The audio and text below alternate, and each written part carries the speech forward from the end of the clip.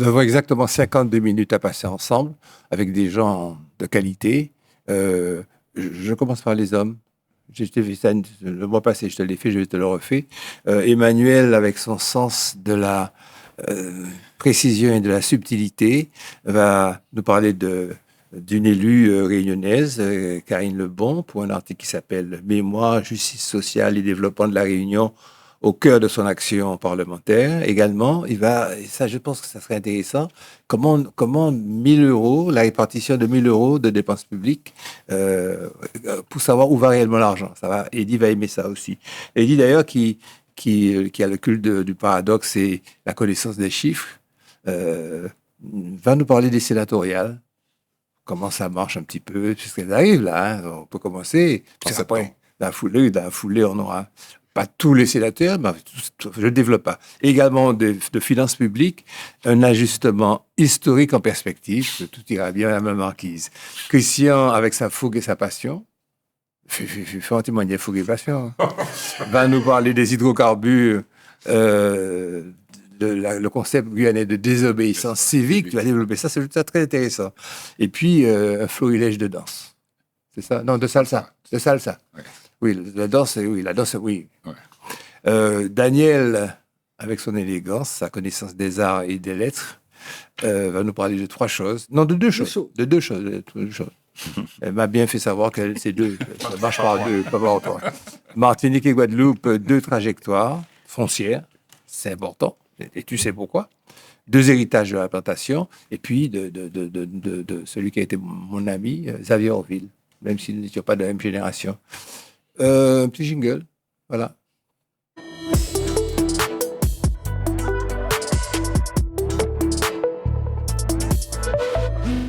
Là, par contre, on commence par toi. Oui. Martinique et Guadeloupe, 2 trajectoires foncières, 2 héritages de la plantation. Emmanuel, tu as aimé ça?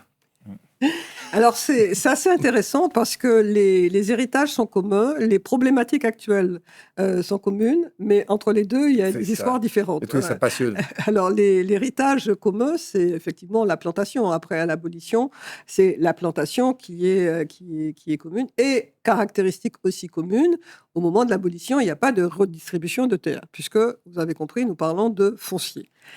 Et ce qui se passe après est... il y a des développements différents. Alors, commençons par la Guadeloupe. Et la Guadeloupe, en fait, ça s'explique parce que la Guadeloupe a connu, comme on l'a déjà eu l'occasion de le dire, une première abolition, donc sous Victor Hugues, où, pendant cette époque, pour les colons propriétaires de terres et d'habitations qui étaient émigrés, on leur a saisi leur plantation, leurs terres. Et pour ceux et les royalistes qui étaient sur place, on les a guillotinés. Donc, il y a déjà eu une première modification au niveau de la terre en ce qui concerne la Guadeloupe. À la Martinique, ce n'est pas le cas, puisque la Martinique était sous occupation anglaise. Et ensuite, quand vient la révolution industrielle, où il y a le passage aux usines centrales, il y a ce qu'on appelle le découplement, c'est-à-dire que l'usine va produire le sucre et l'habitation va produire la canne. Et l'habitation va alimenter l'usine à sucre. En Guadeloupe, ce sont des sociétés métropolitaines qui vont être propriétaires et qui vont installer les usines centrales. Parce que, d'une part, les colons, ils sont moins nombreux, ils sont plus faibles du fait de ce qui s'est passé sous Victor Hugues. À la Martinique, ils sont plus nombreux, plus forts économiquement, et ils peuvent se structurer. Ce qui fait qu'au niveau de la terre, ils vont rester propriétaires de la terre, mais ils vont créer des sociétés anonymes, sociétés en commandite simple, qui vont être propriétaires des usines centrales. Ce ne sont pas des sociétés métropolitaines qui vont être propriétaires des usines centrales. Ce qui fait que quand va arriver la fin des usines centrales, à la Guadeloupe, il y a une disponibilité des terres qui va se retrouver, qui est beaucoup plus importante qu'à la Martinique.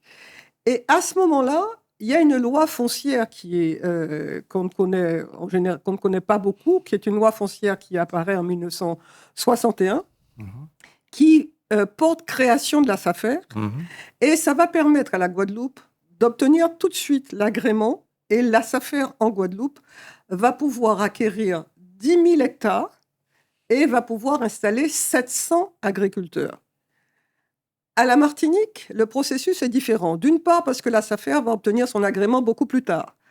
Et ensuite, parce que les terres disponibles vont être moins nombreuses. Les propriétaires des usines centrales vont se défaire des terres qui sont les moins intéressants, les moins rentables, les moins bien placées, ça, aux alentours de 2000 hectares.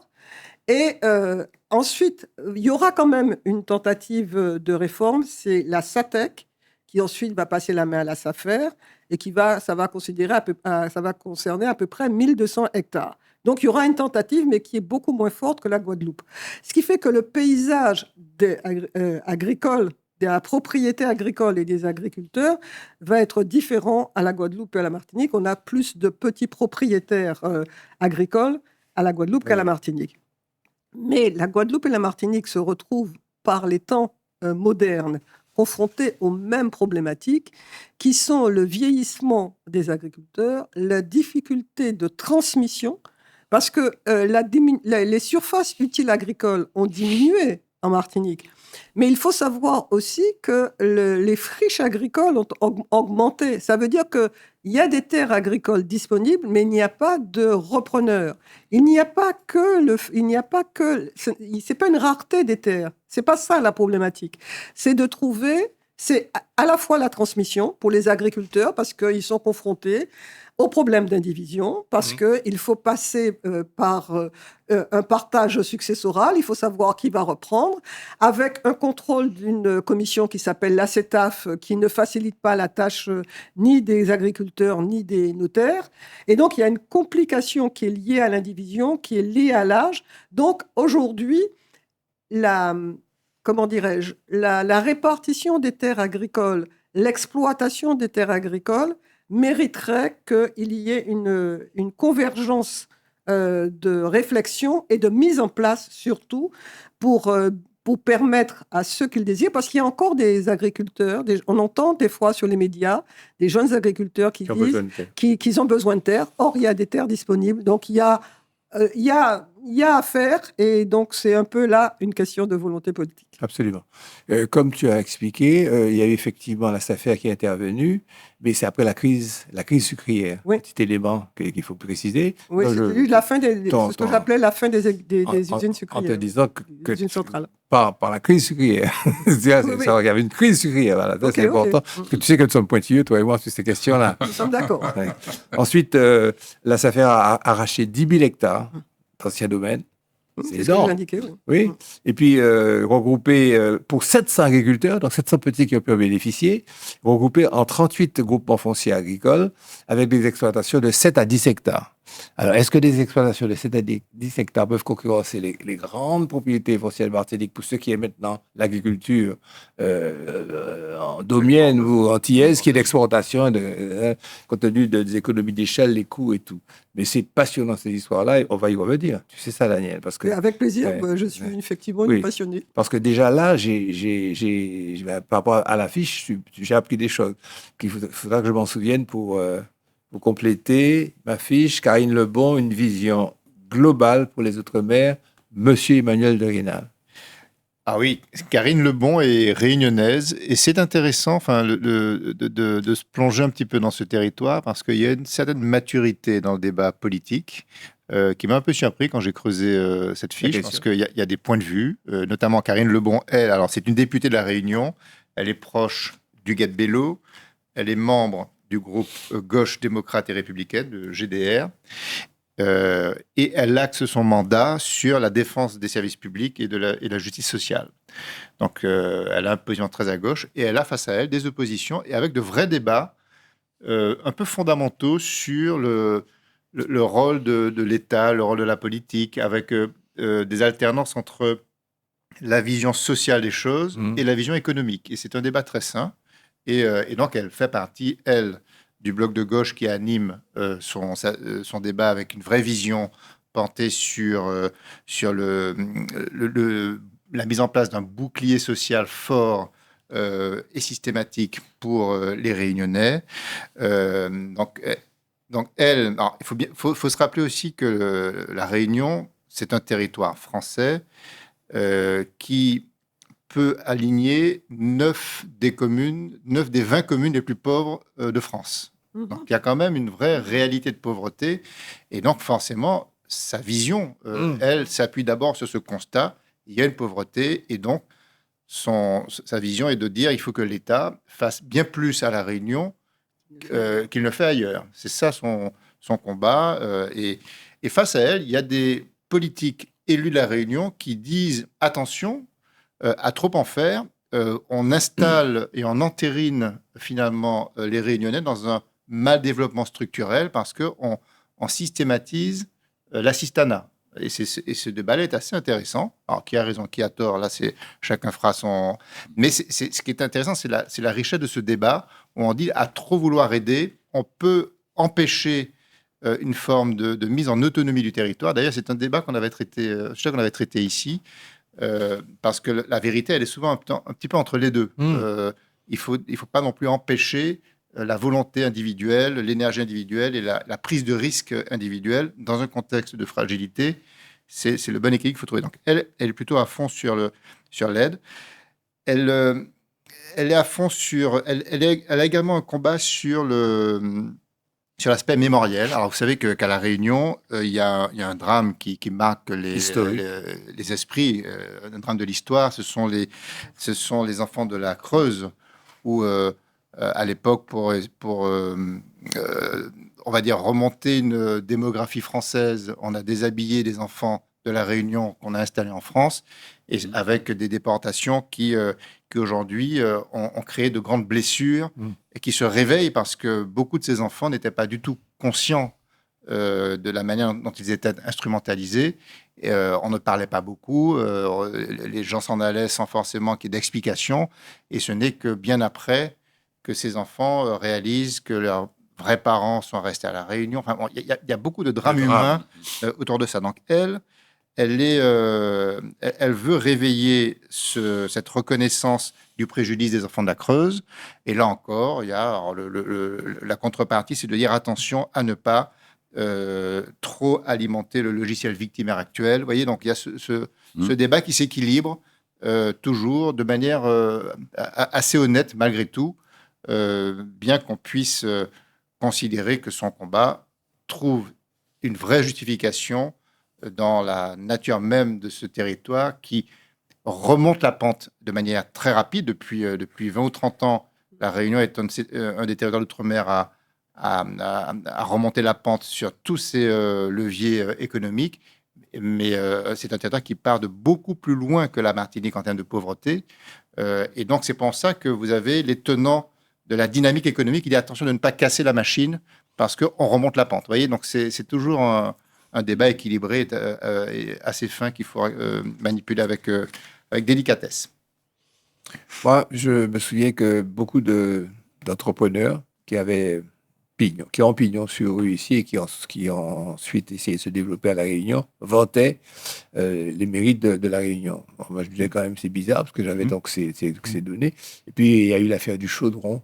Et là, je pense que ces entrepreneurs martiniquais ont été un petit peu moins optimistes quant au côté paradisiaque de La Réunion. Sénatorial 2026, le dernier test politique avant la présidentielle. Monsieur Marajo.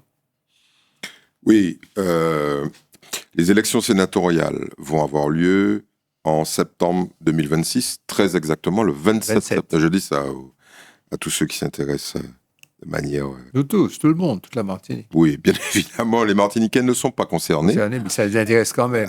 Allons le dire. L'idée, c'est qu'il y a 178 sièges qui vont être remis en jeu. Oui. Le Sénat est renouvelé par tiers. Oui. Donc on découpe le Sénat en 3 et régulièrement, tous les 3 ans. Ça tourne. Ça tourne. Bien. Alors, pourquoi c'est important ? C'est important d'abord parce que une bonne partie de nos choix politiques, une bonne partie de nos décisions stratégiques, on a évoqué la dernière fois l'habilitation qui a été votée d'abord par le Sénat sur l'eau. ça a des répercussions directes sur notre quotidien, puisqu'il y aura une entité unique de l'eau. Le Sénat, en tout cas les sénateurs, sont importants pour la démocratie, en particulier démocratie française, mais je tiens à faire le lien avec nous, en particulier sur tout ce qui touche aux évolutions des territoires. Absolument. Et bien évidemment, chaque fois qu'il y a quelque chose qui va toucher aux évolutions de notre territoire, c'est d'abord le Sénat qui va s'en occuper. Voilà, donc voilà pourquoi c'est important.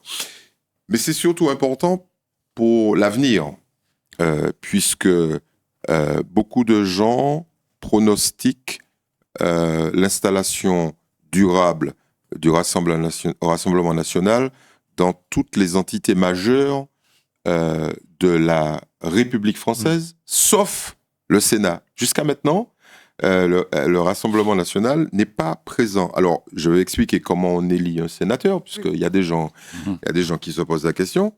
Alors, le sénateur est issu d'un suffrage indirect. On prend tous les élus de la République, en particulier l'essentiel des conseillers municipaux. On rajoute à ça des élus parlementaires, en particulier les députés. Et ce sont ces grands électeurs, on les appelle comme ça, qui vont élire les sénateurs. Et donc, il n'y a pas de vote au suffrage universel pour les sénateurs. Alors, j'ai cherché les raisons, j'ai demandé à nos amis intelligence artificielle m'ont expliqué que la volonté politique était de faire coïncider l'expression populaire à la sagesse démocratique. On peut dire ça comme ça. Ouais, à la sagesse démocratique. D'ailleurs, il ne faut pas toucher à la sagesse démocratique. La dernière victime en date s'appelle le général de Gaulle, qui avait voulu toucher et supprimer le Sénat. Les Français lui ont dit non, et ça a poussé à sa démission. Donc, il ne faut pas toucher au Sénat, mais en réalité, on ne touche pas au Sénat tout simplement parce que le politique veut pouvoir agir en dépit de la volonté du peuple. Ça a toujours existé. Alors, j'ai repris toutes les démocraties. Dans quasiment toutes les démocraties, il y a une double chambre. Une chambre qui est en lien, par exemple, à l'exception des États-Unis quand même, où les deux sont élus par le peuple.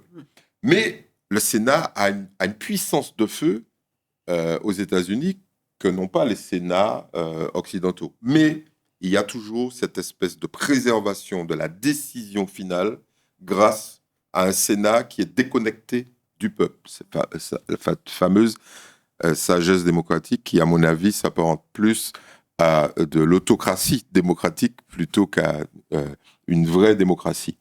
Parce que beaucoup de votes sénatoriaux sont entachés de tractations. Il n'y a pas de tractation, enfin, officiellement, entre un électeur et son représentant. On va dans un bureau de vote, on choisit, et là, les tractations pré-électorales sur le Sénat sont importantes. Alors, pourquoi j'insiste là-dessus ? Parce que l'un des enjeux majeurs de cette élection de septembre, c'est la constitution d'un groupe par le Rassemblement national. Le Rassemblement national n'a toujours pas 10 sénateurs. C'est à partir de 10 sénateurs qu'on a un groupe.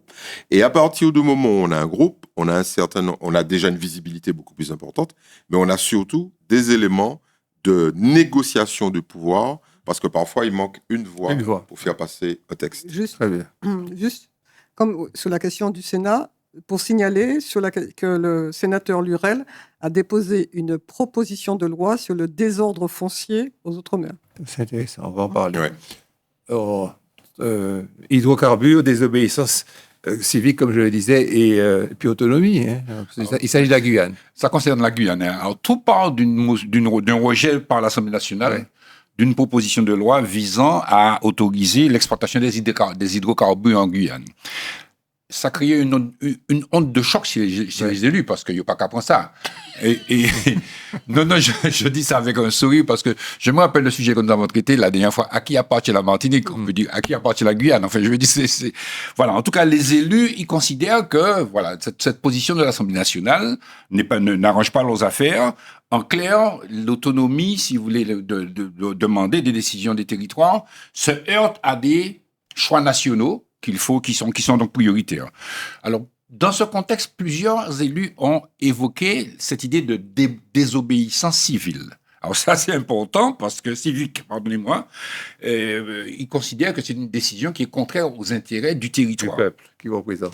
Alors, cette désobéissance civique repose sur une idée ancienne, une idée peut-être adoptée par exemple, par le Parlement, et, si vous voulez, est paraissant illégitime aux gens qui sont concernés. Donc, ça génère une contestation publique qui est réelle en Guyane. Il est considéré d'ailleurs par les élus que cette décision prive la Guyane de facultés de développement. Alors, il dit, tu me diras ce que tu penses, parce qu'on a parlé aussi du pétrole à la Caravelle. Je ne sais pas s'il sera le même. Voilà. C'est le cas aussi de rappeler que la Guyane possède un potentiel minier quand même qui est quand même très important, et je crois que les élus considèrent effectivement que ces atouts, ces ressources sont essentielles dans la perspective du développement de la Guyane. Donc, si vous voulez, c'est tout le problème de l'autonomie qui est posé, de la capacité des élus à pouvoir prendre une décision par rapport à un Parlement qui a je me demandais effectivement si l'Assemblée nationale a exprimé un veto, quel est le rôle du Sénat, est-ce qu'il y a le Sénat peut se prononcer sur ça? Le Sénat s'était déjà prononcé, il s'était prononcé favorablement. Et l'Assemblée nationale s'est prononcée négativement. Ouais, pour des raisons écologiques. C'est une proposition de notre ami Patient. C'est ça. Finances publiques, un ajustement historique en perspective. Eddy. Bon, je précède l'analyse ô combien précieuse de la dépense budgétaire d'Emmanuel. Bon. Et je ne vais pas annoncer de bonnes nouvelles. Alors, bon, très concrètement,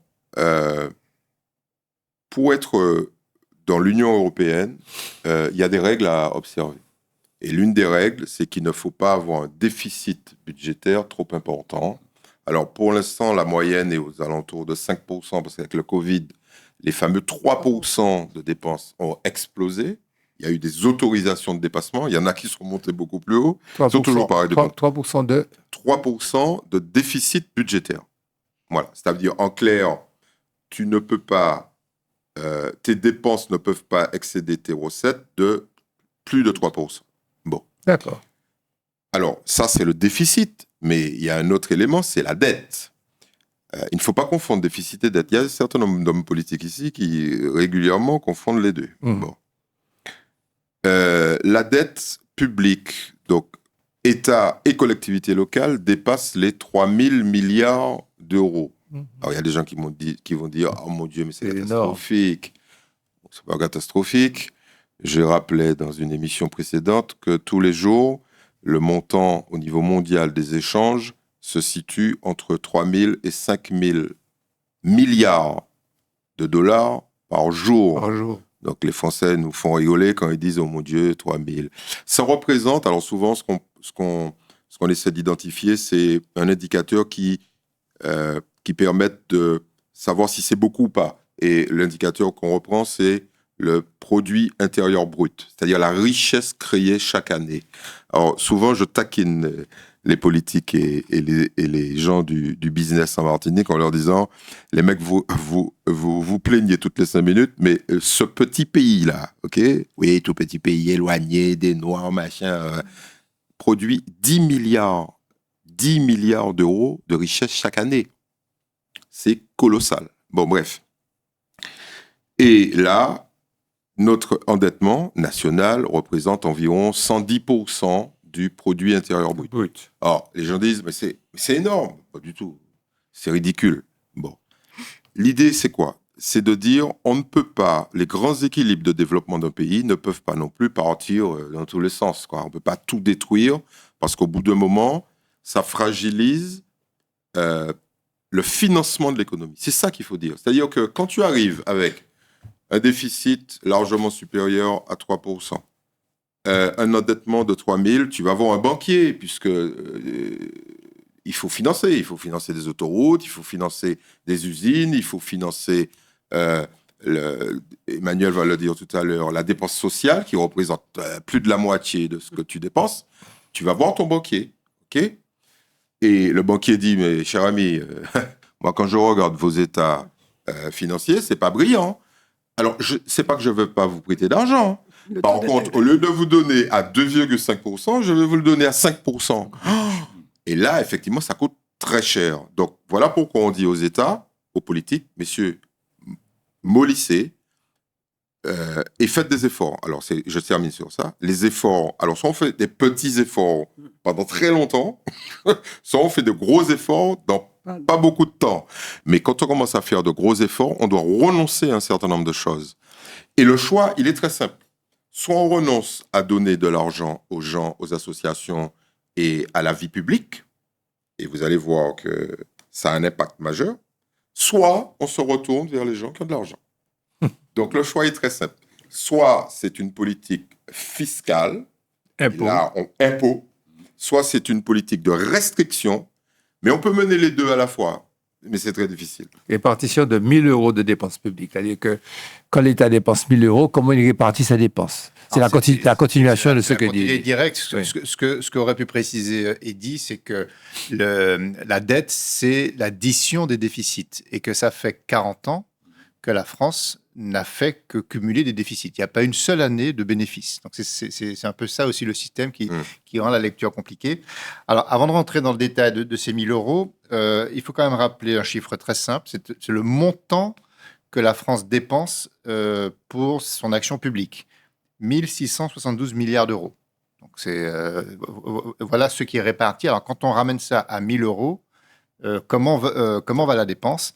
Alors, comme l'a dit Eddy, l'essentiel de la dépense concerne la protection sociale et la santé. 571 € sur 1 000 € servent à la santé, donc c'est plus que la moitié, 57% du budget.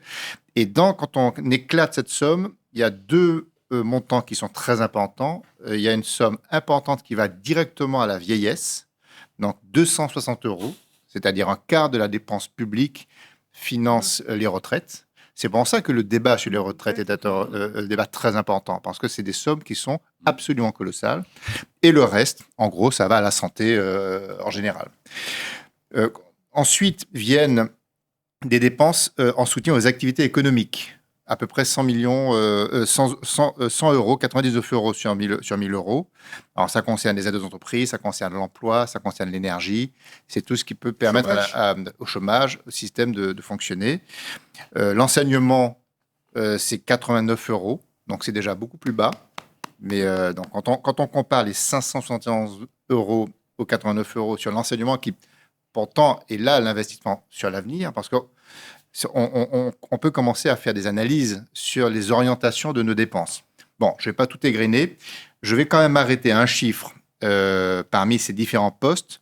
C'est, là encore, ce qu'a évoqué Eddy, c'est l'intérêt de la dette publique. C'est-à-dire ce qu'on paye, ce qu'on met dans le budget pour payer juste les intérêts des emprunts que l'on fait pour pouvoir assumer ces dépenses.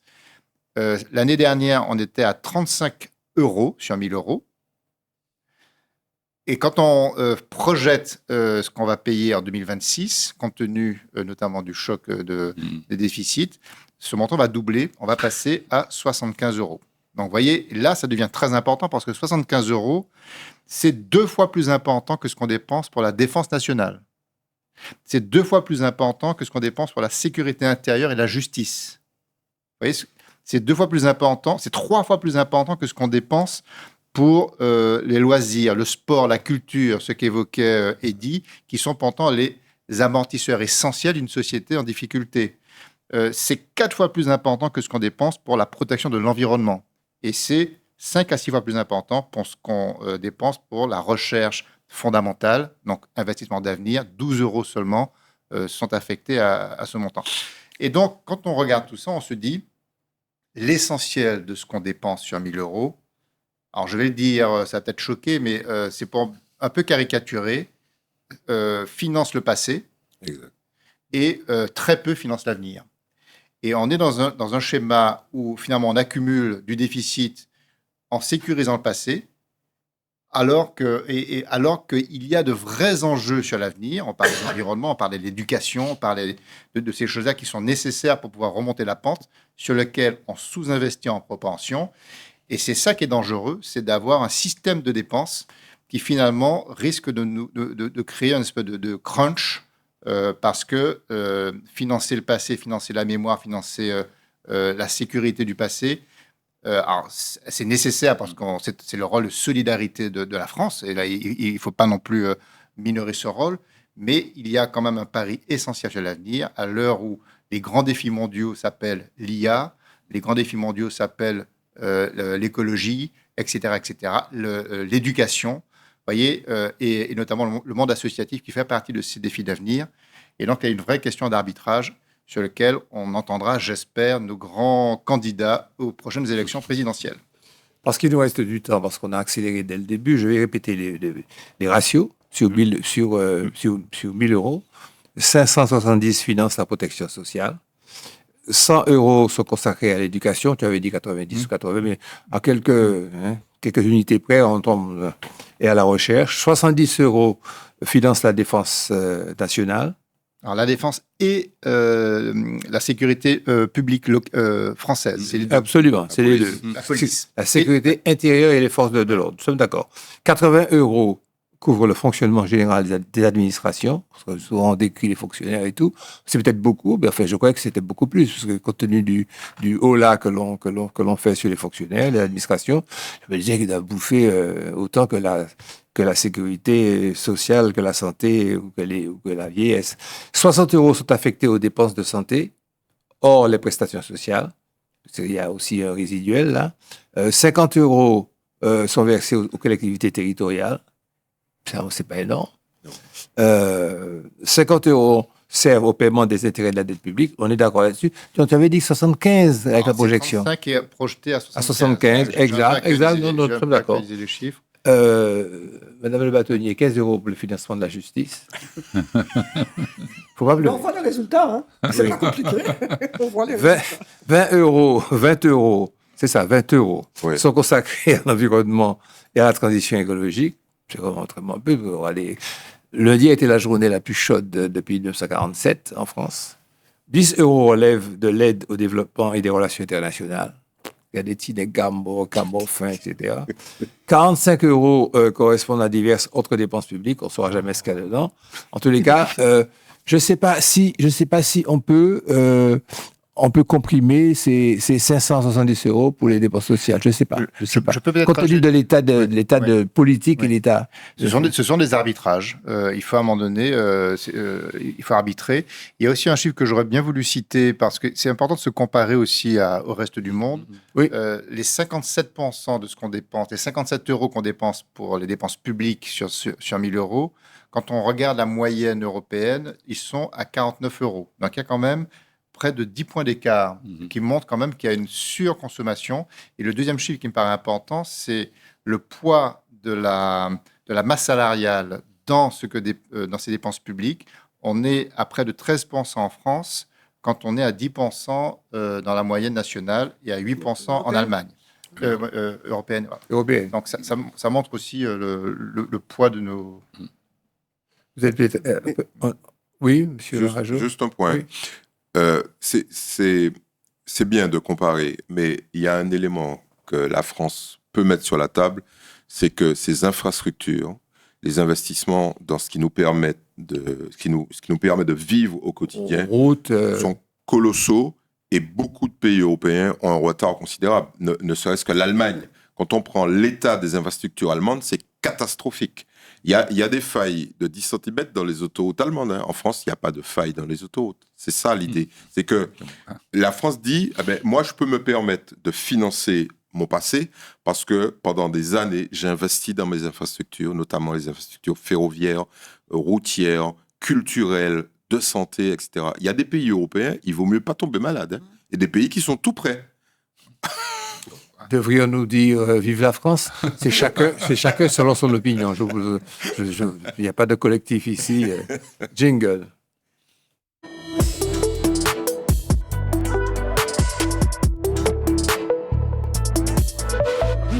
Xavier Orville est une figure majeure de la littérature martiniquaise. C'est ce que Daniel va développer. Oui, le 19 août de cette année, cela fera 25 ans que Xavier Orville est mort. Et moi, ça me fait une peine immense de voir comment la Martinique parle si peu de Xavier Orville, qu'il ne soit pas davantage présent, qu'il n'y ait pas de prix Xavier Orville, qu'on ne parle pas suffisamment de lui, parce que, comme tu dis, c'est un écrivain majeur. Alors, rappelons que Xavier, il est quand même agrégé d'espagnol, que c'est quelqu'un qui a été conseiller culturel du président Senghor pendant 3 ans, et qui est un romancier, mais qui a produit de nombreuses œuvres, dont plusieurs ont été récompensées, prix de la littérature antillaise, prix France Fanon. Et c'est surtout parce que la créativité de Xavier Orville est extraordinaire. Parce qu'il part de nos réalités, il parle de notre histoire, de notre métissage, des problématiques de société. Mais il en parle avec humour, avec un certain détachement et avec une langue et une écriture qui sont fantastiques. Tous les critiques littéraires vont employer des termes comme écriture et langue ensorceleuse, sensuelle, luxuriante. Parce que quand vous entrez dans la lecture de Xavier Orville, vous entrez dans un imaginaire.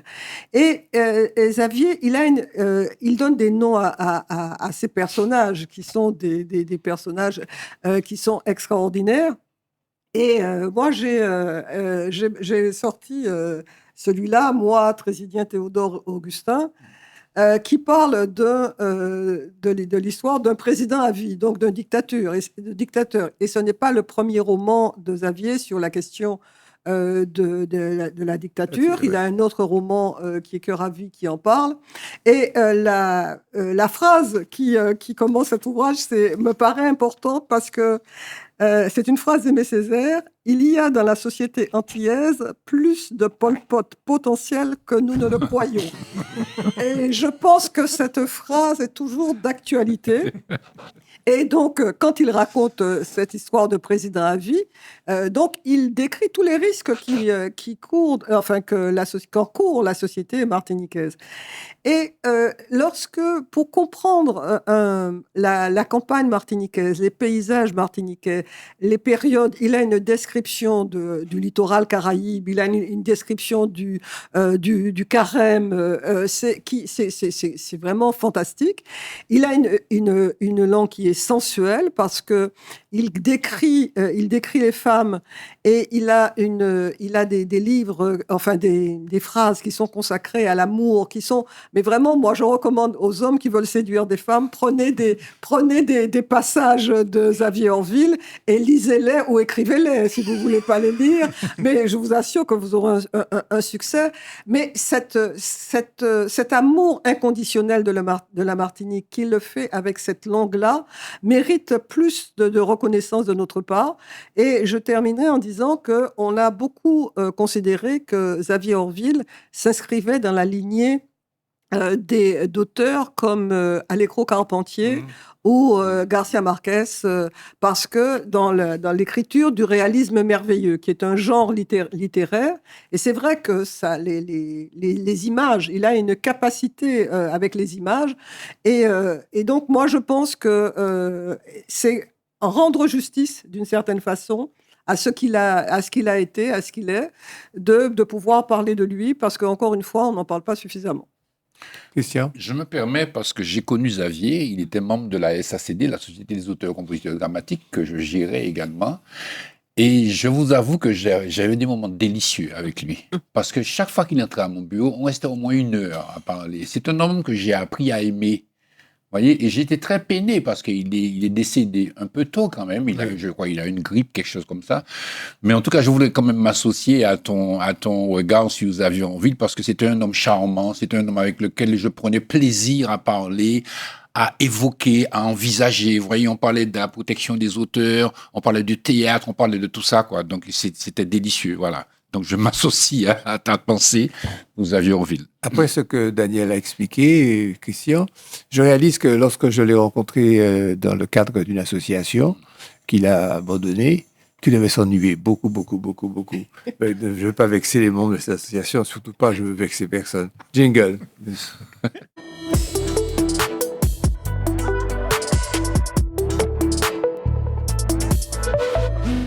Viva la salsa. Alors, mes amis, je vais vous parler un petit peu de la salsa parce qu'on a tous aimé la salsa et la salsa, c'est une musique qui est puissante. Comme dirait Chico Gelman, c'est la sauce.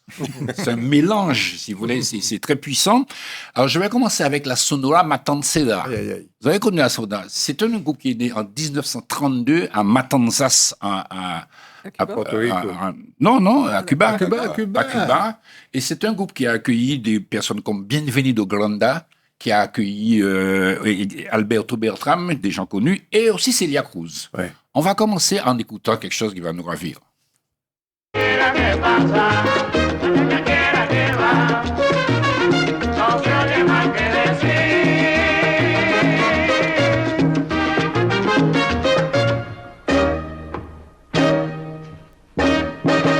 Sonaron los cañonazos, sonaron los cañonazos, sonaron los cañonazos.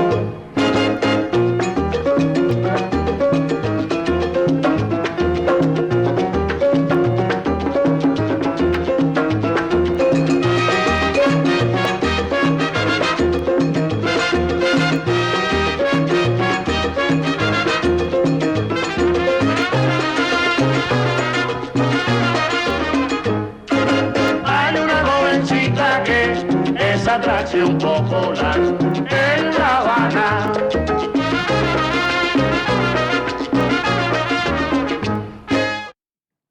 Permettez-moi de penser pour Pierre Cataillé, parce que Pierre Cataillé, c'est un homme qui a, il a fait beaucoup pour la salsa aussi. Il est amoureux de la salsa. Il a fait venir Eddie Palmieri, il a fait venir beaucoup d'artistes. Vas-y. Alors, je vous rappelle que Pierre Cataillé anime une émission Tout à fait. Depuis plus de 20 ans. tous les... Attends, je vais te donner les vraies dates. Tous les vendredis soirs sur Radio 105, Ouais, Canal Antille. Radio Canal Antille, je dis 105 pour que les gens aient cherché, Bien sûr. depuis 1981. Ouais, tout à fait. Donc, ça fait 45 ans. C'est ça. Tous les vendredis. Donc, Ouais. un type qui devrait Sans tous les... Ouais. Il n'a jamais loupé une émission. Ouais. C'est parti. Extraordinaire. Voilà, record mondial. Voilà. Oui, Alors, je pense. juste pour vous ajouter, merci Eddie, que la Sonora Matancera a duré 80 ans. Hein. Voilà, ils sont dans le livre des records. On va continuer avec Johnny Pacheco. Gardez, écoutez.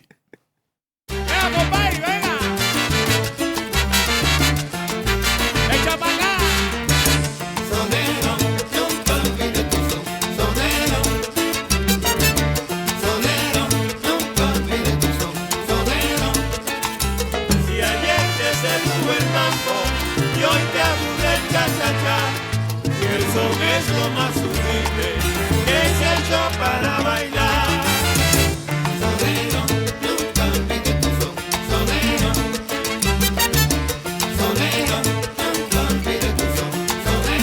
Tu nombre no se ha borrado en la historia del sonero, Miguel, donde te cantamos, tú sigues siendo primero.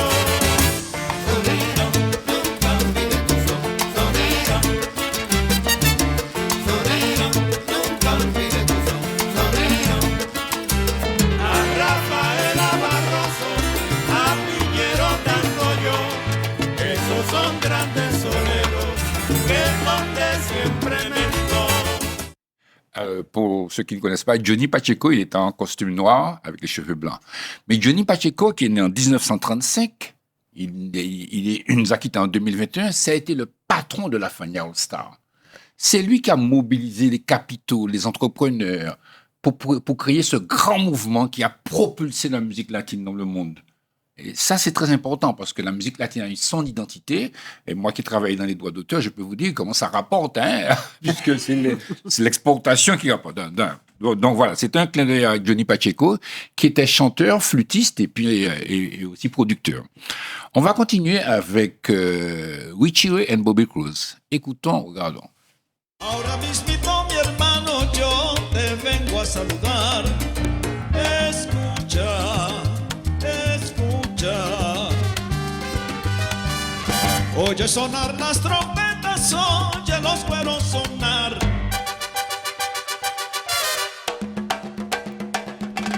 Ricardo viene de frente con su sonido bestial. Y ahí viene Richie, viene virado como bestia tocando un tumbao. Ahí viene Richie, viene mirado como bestia tocando un tumbao. Salta del medio que está callado y viene como bestia tocando el tumbao. Ahí viene Richie, viene mirado como bestia tocando un tumbao. Le digo a Mañeque que está callado como bestia sonando el tumbao. Alors, vous êtes un peu de ma génération, mais si vous voulez, c'était nos repères, hein. Dans notre jeunesse, Ricardo Doré, Bobby Cruz, tout le monde Aux idoles. ils sont venus ici. Alors, Bobby Cruz, chanteur extraordinaire. Il y avait une femme aussi qui s'appelait Mickey Vimari qui chantait avec eux. Et Ricardo Doré, c'était aussi la possession de la musique classique, mais en même temps de la salsa. Vous voyez, il est né à New York, il est né dans un milieu cubain, quoi. Voilà. Mais ce sont des personnages qui ont illustré la grande musique salsa de l'époque, qui ont été beaucoup modèles pour les musiciens antillais également. Oui. Absolument. Perfect Voilà. Ayot. Alors, tout à l'heure, on parlait de la Fania. Je vais vous montrer quelques extraits, si vous voulez, de la Fania Osta avec Cheo Feliciano, un homme aussi d'une grande qualité. Ah ouais. Mi gato se está quejando que no puede vacilar. Si donde quiera que se mete, tú lo sabes, su gata lo va a buscar. De noche brinca la verja que está behind de mi house. A ver si puede fugarse. Ciro, sin que ella lo pueda ver. Y no tan pronto, no, que no tan pronto está de fiesta. Silvestre felino, tiene que embala a correr. Esto sí es serio, mi amigo. Oye, qué lío, pero qué lío se va a formar cuando mi gatito sepa. Voilà, moi je chante parce que c'est... Toi aussi, Eddie. Mais je chante Parce avec toi. que c'est extraordinaire. C'était un moment... Moi, vous savez, ma sensibilité pour la langue espagnole est venue de ça aussi, hein, comme beaucoup. Hein. La musique latine était quand même une capacité pour nous de comprendre les chansons, de les traduire. Alors, tu parles de la langue, ta facilité. Moi, ça me fait penser à des camarades quand j'étais militant. Eux, c'était la langue espagnole avec, Pour la révolution. avec les discours de Fidel Castro. Ouais. Il y a un élément, Attends la révolution. il y a un élément important dans l'histoire culturelle de la Martinique, c'est qu'à cette époque, en fait, il n'y avait pas de télé. Et les gens écoutaient la radio. Et l'une des radios qu'ils écoutaient, c'était une radio de Porto Rico et les radios du Venezuela. Venezuela. Et bien évidemment, c'était ça. Voilà. C'est ça. Alors bon, ça c'est venu bien après, puisque ça c'est les années 70-80. Alors, on va pas écouter, mais c'est vrai qu'il y a un morceau qui s'appelle Quítate tú aussi. Ah qui a oui, été- Qui n'a pas dansé Quítate C'est tú? l'hymne de Fania. Voilà. On va continuer avec notre géant de la salsa. C'était Ribarito à la conga. Un petit extrait de Ribarito. Indestructible. Give me now.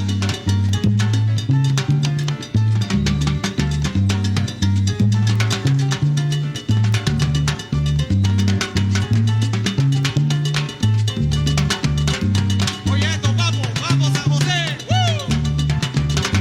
Gozando.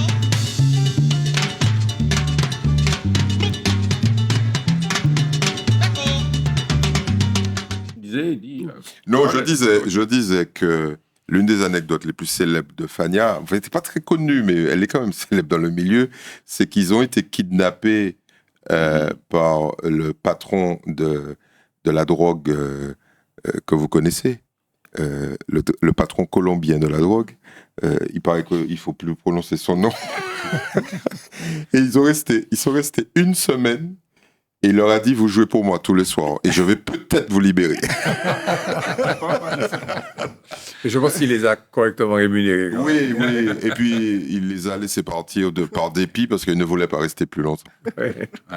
Mais c'était une musique magique. On a accueilli beaucoup de groupes salsa ici. Nous avons d'autres musiques, hein? Oui, nous avons d'autres musiques, mais moi, je vais faire un petit clin d'œil. Il y a eu Roberto Ruina ou Ben Blades, Willy Colon, tous ces gens-là qui ont habillé un petit peu la salsa. On va peut-être terminer avec El Gon Combo. Oui. C'était aussi un groupe de Porto Rico qui a fait fureur. Divertir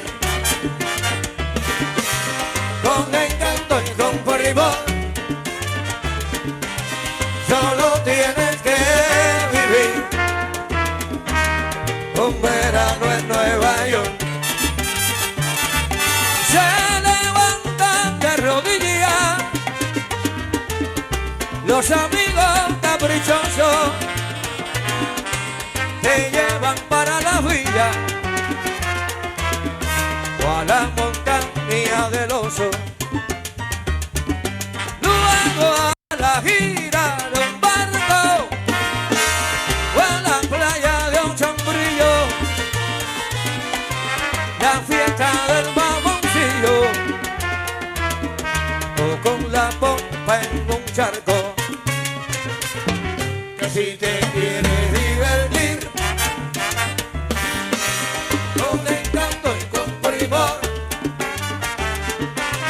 solo tienes que vivir y vivir un verano en Nueva York.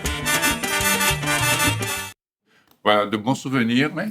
Alors là, encore une fois, ce sont des œuvres qui alimentent l'espace contemporain d'aujourd'hui, parce que c'est repris par Bad Bunny, c'était arrangé, ça, voilà. C'est pour dire qu'une chanson ne meurt jamais. Jamais. Voilà. Le souvenir que j'ai, c'est décembre 59. Je suis bambin, enfin, je suis jeune garçon. Donc, les événements, là, les émeutes. Oui, je descends vers le canal de Vassor et les émeutiers ont pris la voiture, la P60 Simca de l'inspecteur Raffina, qui était un dur. Ouais. Ils l'ont mise avec Radio Venezuela qui jouait. Puis, au fur et à mesure, la voiture s'enfonçait. Il y avait un bonhomme sur le toit qui dansait la salsa. Dans le canal. Dans le canal. Je vous remercie pour votre participation et je vous donne rendez-vous la semaine prochaine. Voilà, pile poil, non, fini dans les temps. À bientôt.